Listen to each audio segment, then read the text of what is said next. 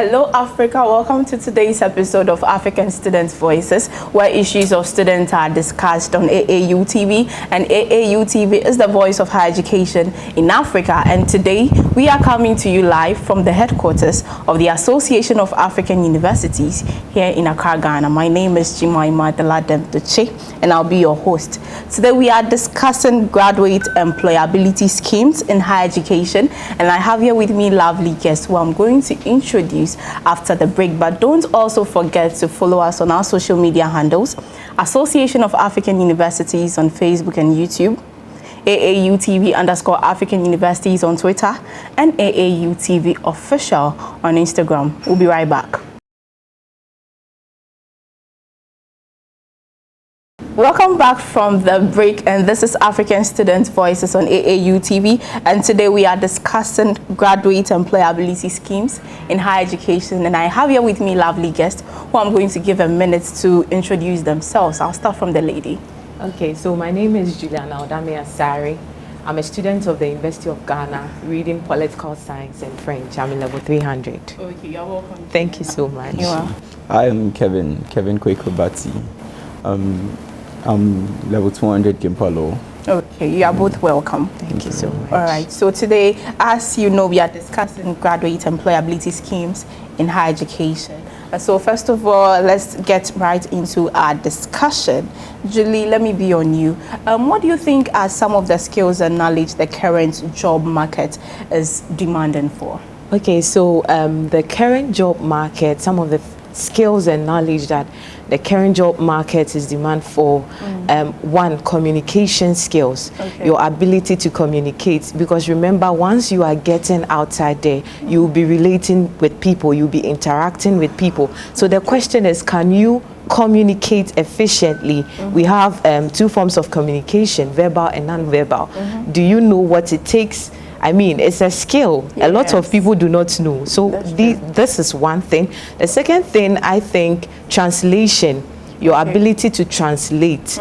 If you have the grace to learn at least 2 or more languages, official languages, please take charge and learn it, because a lot of jobs today are seeking people who are bilingual or multilingual. Computer skills cannot be downplayed. Can you use spreadsheets? Can you use Excel? Can you use Word? So all these things are very necessary. Okay, Mr. Kevin, let me come to you. Okay, so what are some of the skills and knowledge the job market is currently demanding for? Well, first I would consider critical thinking. Okay. And then problem solving. That's true. Skill of problem solving. Well, you enter any job market and any job interview anywhere, and then all they ask for is, are you a problem solver? Are you somebody who can work under pressure? Are you somebody who can deal with problems? Can you think critically? Okay, that's something that's really required. And then one thing that's also very much undermined is customer service. Yes. Okay, people don't even mention customer service when they're talking about requirements for all of this. They don't even add it to their CVs. I think they should really consider it, because customer service is something that affects everybody. That's true. Okay, it doesn't, when they hear customer service, all they want to talk about is, oh, it's somebody who works in a mall, somebody who works in a shop. But no, when you work even in an office setting, your boss is your customer, your colleagues are your customers, your peers, your employees are your customers. How you relate to them, that is customer service. How you talk to them, how you deal with them, it encompasses everything, communication and everything. How you deal with them, that's customer service. Okay, so do you think the school are aware of these demands, and how well do you think they are preparing their students to meet this job market demands? I can't even argue the fact that the school is not aware, because the school is 100% aware. The school is actually a major employer in the country.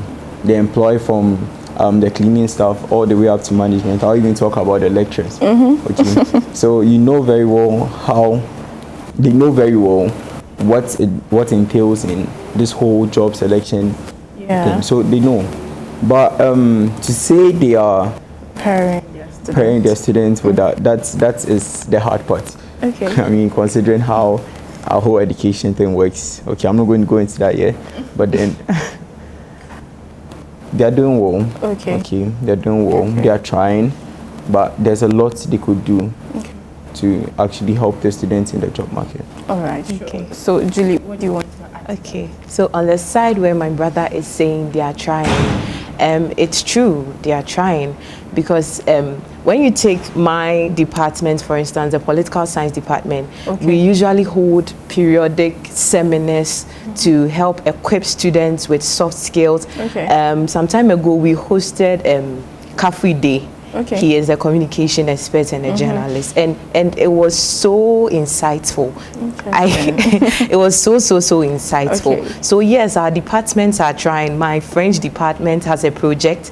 It's a radio project, Radio Venkat, and I can dare say that they are trying as much as possible to equip we the French students with speaking, public speaking, radio skills. So I think they are trying their best, but there's a long way to go. There's a long way to go.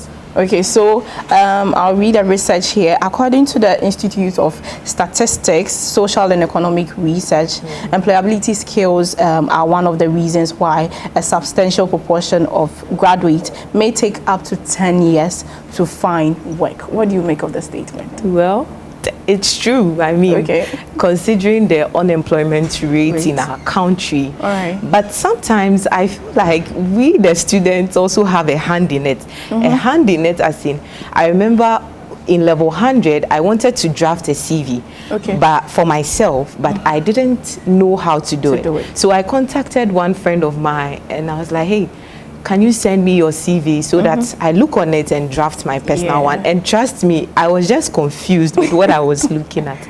The whole thing was disorganized. Take it that I'm an employer and you come to me for a job, and the first thing I see in your CV, a whole lot of disorganized stuff. The first thing I would say is that you lack organizational skills, and that one alone is zero on your side. So already you don't have a job. You don't have a job. So sometimes we students have a hand in these things. Okay, that's good. Mr. Kevin, let me come to you. What do you make of the statement? Well, I've heard from a lot of employers too. A lot of foreign employers, foreign companies are in the country coming up saying that Ghanaian graduates are unemployable because they lack employability skills. Well, initially I didn't completely support it. I felt it was just an excuse on the background because there are no jobs. You know, our own minister was able to tell us there are no jobs in the public sector. But then, well, it's true actually. A lot of people don't really have the skills necessary, to be employed in some of these modern corporate organizations, because it's where they started. That's what my sister was saying. She was talking about how her CV, you know, it's that basic. From that basic stage, I can't even draft a CV.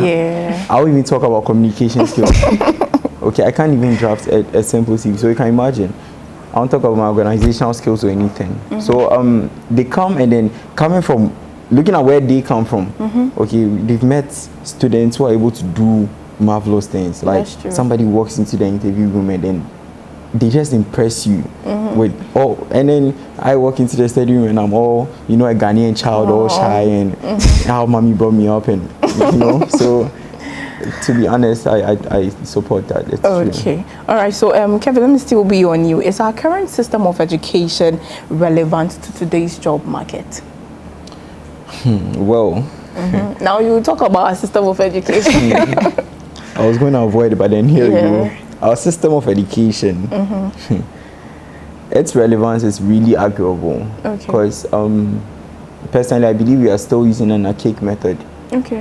Something that should be we should have been updated a long time ago. I mean, the world is fast changing. We have daily upgrades. We have people achieving great things every day, and then we are actually still using a method. I don't know how many years it's been. We are still using that same method, that standardized test, that everything. And then we have students who literally don't know a lot of things. We have students from different backgrounds. I could come from a background where I'm really good with communication. My sister could come from a background where she's really good with project management or even critical thinking. But we are looking at a system of education where I'm going to teach you all the same thing and you're going to work the same way. I don't care what your skill is. So we all enter the classroom, and then they are all working on maybe critical thinking. So my communication skills is downplayed. Yes. You get it? So I don't get to develop it. Yes. That is how our system of education works. So wow. I don't think it's Okay. Julie, would you like to ask something? Yes. So coincidentally, last week I asked a similar question on my status, and I was surprised at the submissions that I got. You see, even now when you apply for a job, though you have the certificate, I mean first class, yes, the first thing that the employer will ask you, do you have working experience? I mean, is it trying to tell us that we are doing so much of theory in our classrooms instead of practical, you know? So I feel like what we are studying, our educational system, is in a way not correlating with, you know, what we are going to do at the job market. There's a long way to go. All right, so that's a good one. But how well are students trained to fit in the job market, you know, in our corporate world, let me say? Okay, so in class or during a lecture, along the line, a lecturer might ask you whether you are grouped or individually to do a presentation. I mean, this equips us because here you'll be using PowerPoint. And I know in the corporate world too, we make use of PowerPoint and presentation. So if you are in class, you are presenting in front of a lot of people, then I mean, it is helping, it's giving you an experience. One day when you get to the corporate world and you are tasked to work on a project and then make a presentation, you would be able to do it finding yourself wanting. Okay, that's good one. Kevin, let me come to you. How well are students trained to fit in the job market? Yes, I like the fact that my sister mentioned the whole project thing, because as a university student, most of us actually go through that thing. That's true. I remember my first year, level 100. I came into the school. That was my first time in anything other than our normal school that we're going. And then we had to wear formal. I was like, wow, we have to dress formally. We have to do this. Yeah, I remember the way I polished my shoe. Like, you have to look really good, you know.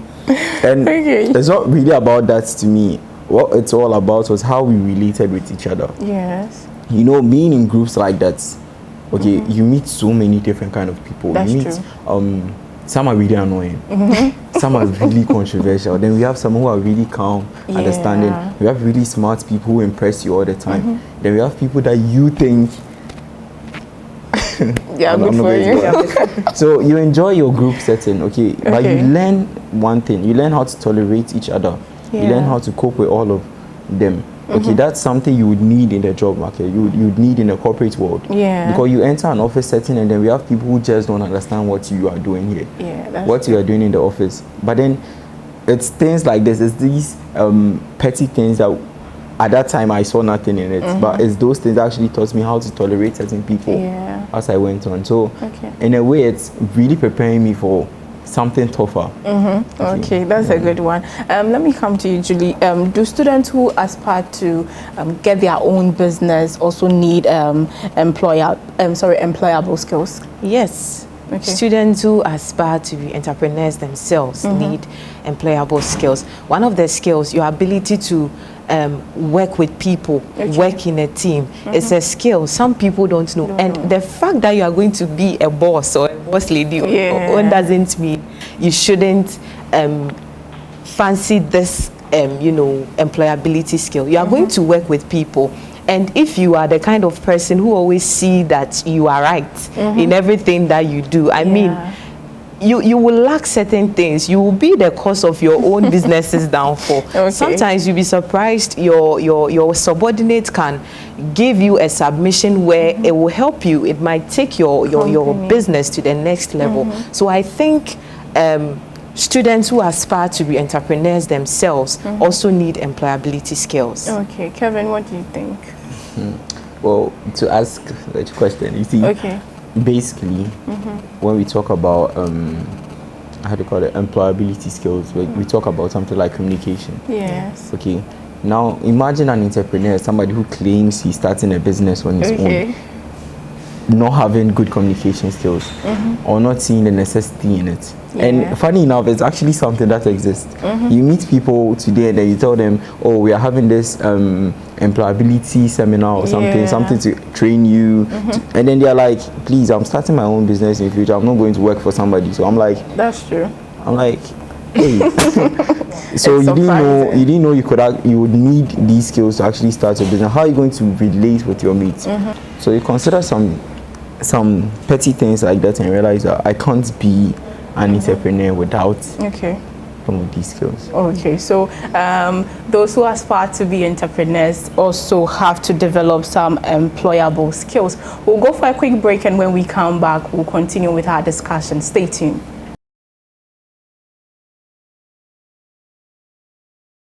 Welcome back from the break, and this is African Students Voices on AAU TV, and today we are discussing graduate employability schemes in higher education. But you can also follow the conversation on our social media handles: Association of African Universities on Facebook and YouTube, AAU TV _ African Universities on Twitter, and AAU TV official on Instagram. Welcome back from the break. So now let's continue with our discussion. Now let's come to our parents. Do you think parents also play a role in furnishing their wards with employability skills, and how do you think they can do that? Yes, parents play a major role. Okay.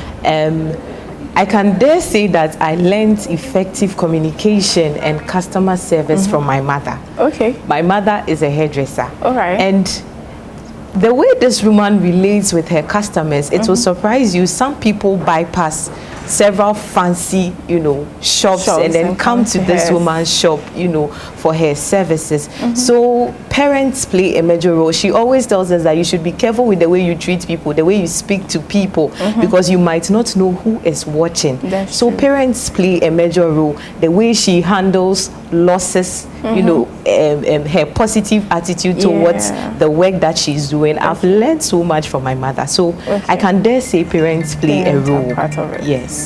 Okay. So Kevin, let me come to you. Do you think parents also play a role in finishing their wards with employability skills, and how do you think they do that? Well, they say charity begins at home. That's true. I believe everything begins at home. I mean, for a child to become anything he will be in the future, you see it from the house. Okay. Okay. For me to be employable, it's true we started by blaming the school, not giving them this and this. But I remember I mentioned the fact that we all come with different skill sets. That's true. Okay. Those skill sets, where do you think we come up with them? Yeah. It's from the house, it's from our parents. Yes. Okay. I grew up learning a lot from my mom. Okay, I was basically at her. I'm not a mommy's boy. I was always to my mom, and there are certain things she did that I admired. Okay. If parents could actually always be the role model to their children. Yeah. Okay, especially with petty skills like communication, like project management, like critical thinking skills. If they could be there for their children for stuff like this, it will take them a long way. Okay. I mean, it will get to a point where I don't even need their schools for these things. Okay. Our parents will pay out. Okay, so we'll let her home. Yes. Okay, Julie, let me come to you. Okay. How do you think schools can collaborate with industries to provide students with the skills they need to thrive them in the job market? So, we've continuously mentioned seminars. Yeah. Schools can collaborate with institutions to provide, seminars for students, job fairs for students to learn, to equip students to get ready for the job market. And industries can also grant the said schools, students from the said schools, internship opportunities. I mean, we are all looking forward to working experience. So if you can grant me an internship opportunity, you are equipping me in a way. Okay. Yes. All right. So, Mr. Kevin, what do you think the schools can do with the industries to help the students? Yeah, because I like the question because basically the schools are not really doing anything to help the students in the industry. It's basically I'll teach you, you get your certificates, go find your job. Okay, but we could actually have a kind of setting where the schools, some of these private schools that they pay so much, some of these foreign schools, they actually link you to jobs. Yes. Before you complete, there are job interviews taking place. Before you are done, you've gone to so many seminars, you've gone through so many internships. Yes. It's like you already have 2 years experience in school, you know. But we come to our schools. Okay. The schools given to us by the government, and then, well, you don't do anything except to learn. Okay. Yeah. Like, if looking at those foreign schools and looking at these private schools, you realize that they're not doing anything for us. We just sit down, get our certificates, and then go. When what they could actually be doing for us, as she mentioned, we could have seminars, a lot of seminars. The government could actually provide, maybe even if it's not that compulsory internships. You go to some private schools, in our government schools, in our regular schools, let me say regular schools, we find our own internships. Yes, that's true. Not even your lecturer tells you about internship. I've met some of my colleagues who know nothing about internships. Wow. I mentioned internship, it sounds so foreign. They're like, internship, what's internship? I'm like, yo, you'd have to at least have something on your CV, something rich, some experience. Okay, that's because the government doesn't help us in it. The schools don't help us in any way. They don't talk to us about things like that. All they care about is you getting your grades and getting out of the school. The school helped you get a first class. So a student graduated and he knows nothing, no experience. And then he goes to the job market and they're asking for experience and he's like, the school didn't give me any experience. The school didn't give me this. Exactly. Okay, so let me come back to you, Julie. So what do you think what must students do to ensure that they are developing and equipping themselves with employable skills? This one is on the student, so it's on you. So you have to help yourself. Okay. Listen, in future, when you complete school and you are not getting a job, you can complain, you can rant, but there's no way you can blame your vice chancellor for you being unemployed. So you need to help yourself. Aside from the certificate you are working towards, you need to help yourself. There are some people that they go to school and even their assignment, other people do it for them. They don't do anything at all. All they do is sit down, watch movies. You don't attend seminars. You don't try and learn a skill, something new to equip yourself. I mean, if you don't participate in all these things, then you would be lacking. Just as he said, some people don't even know internship. So you go to school and you never did internship. You didn't do anything. You are not helping yourself. You are not helping yourself in any way. Yes, so participation matters. All right, thank you. Kevin, what do you think? What must students do to ensure that they also get some skills? Our lecturer used to say something a lot. Students don't read. Well. And it's true. You know, when I was growing up, when I was younger, not that I've grown up, when I was younger, I remember my grandmom used to talk about newspapers a lot. Okay, she used to talk about newspapers. Now it's easier. You don't even have to go and buy the actual paper. You could actually get anything on your phone. Okay, you can't say as a university student you haven't seen anything about these seminars. Some people find it so strange. Hey, you went for a seminar and who came there? Like, no, you sat in a theater and you sat where you went to national. They find it so strange when it's supposed to be something quite normal. Something we should be doing on a regular. But then, you see, students don't make an effort themselves to find out what these things are. Walk into a seminar, walk into an open seminar, walk into a book launch, walk into any of these things, and you realize there are so many opportunities actually knocking on your door that you're closing your eyes to. So I feel students should actually put in more effort, read more, follow up on the things they read. They shouldn't find it so foreign every time they see stuff like that. Quickly to add, you need to get a skill, like learn something new. Graphic design. I mean, there are a lot of online courses you can take. As I said, you need to help yourself.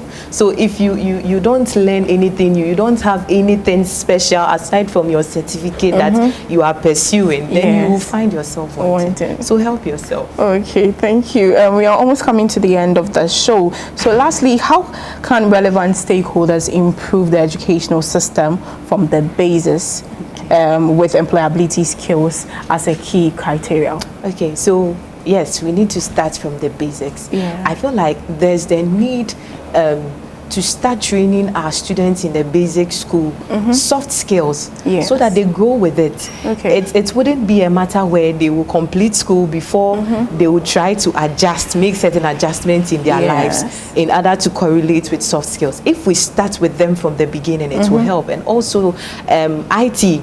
The study of IT, I think it should cut across all levels. Currently, I'm in level 300, and aside from doing assignments and presentation, I'm not doing anything related to IT. So if we can make IT cut across all levels, it will be of great help to us. Okay. So Kevin, let me come to you. How can relevant stakeholders improve the educational system from the basis with employability as a key criteria? You know why I actually like the question? I like the fact you mentioned relevant stakeholders. Okay. So, you remember we talked about parents and then our schools, lecturers.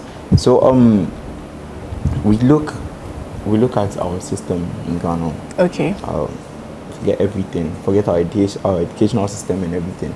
But the upbringing of a child. Okay. Now we bring the children up, and then people start with some toys. Yes. Okay. Let's go to the very basics.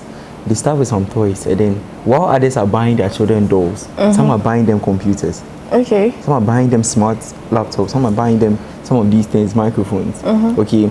It's funny, but I actually know a girl who is a good singer today because of karaoke sets they bought for her when she was 6 years old. That's interesting. Yeah. So you look at stuff like that. I know there's this popular saying, teach something to a child and they'll never depart from it. Okay, I think it's a so something like that. You'd have to start the children with something you want them to grow with. All right. A skill you think they can develop on their own when they grow, or you can help them develop when they grow. Okay. Start them with communication. Start them with project management. Start them at the very beginning. Most of our schools, I was listening to something on the radio the last time. It was an advertisement for a school though. Okay. But then they were talking about how they are actually teaching the children, let's say, algebra. Okay. From a very young age. Okay. While I was learning 1 + 1 and what's 2 + 1 or 2 apples mean. She was another child somewhere will be learning algebra, will be using the abacus and those things. You realize that their brains have been developed early. Okay. They've actually developed a new skill so fast, and they find their talents at the early stage. Okay. Our schools don't care. We are singing rhymes. We are done with that. You know, we should grow. We should grow. We should learn. We should realize that the world is changing. Our children should be able to find new and innovative ways to do things. Okay, so thank you very much for coming on the show. This has been African Student Voices on AAU TV, and AAU TV is the voice of higher education in Africa. And today we discussed graduate employability schemes in higher education, and we saw that our schools need to improve in order to improve our students. You can also follow us on our social media handles, Association of African Universities on Facebook and YouTube, AAUTV_African Universities on Twitter, and AAUTV Official. Thank you so much, and see you same time next time. Bye.